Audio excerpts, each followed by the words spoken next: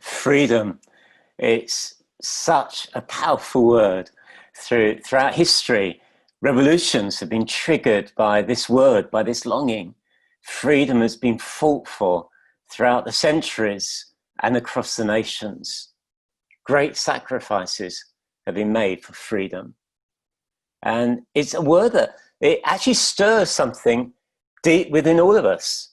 In fact, it's a word that can mean very different things to different people. In fact, one person's freedom can be at the expense of another's. But there's a freedom that transcends all these things. There's a freedom that brings the true revolution to the place that needs it the most, and that's the human heart. Paul sums it up boldly in Galatians when he says this: it is for freedom that Christ has set us free.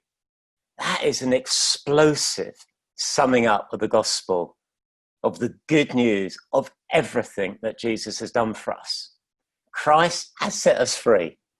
As he humbled himself as a servant, as he died on the cross, he died so that we can be free. Free from the Mosaic law that leaves us condemned as sinners. Free from the guilt, the stain, the power of sin. Through his death and resurrection, we can be free and we can live free. This really is good news. It's got no catch, no false promise, no hype. It is better than we dare imagine. Throughout his work on the cross, Christ has set us free. He did it, and it's for freedom. We're living with all sorts of restrictions in these days, and we're no longer free to do many of the things that certainly this time last year we could do.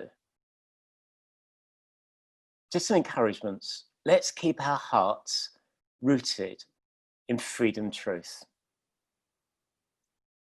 Let's guard against self-indulgence. That's one of the real enemies of freedom. Let's resist that temptation to twist freedom, actually, to make it all about myself. Let's express this true freedom in ways that Paul himself encourages us to. Later on in that chapter 5 of Galatians, Paul says this: do not use your freedom to indulge the flesh. Rather, serve one another humbly in love. That's the expression of true freedom. Humble servant, serving, motivated by love.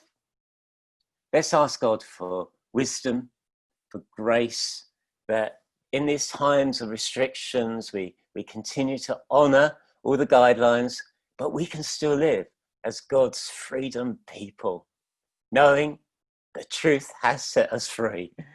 And let's give ourselves to expressing his heart, the heart of God, to others in his ways.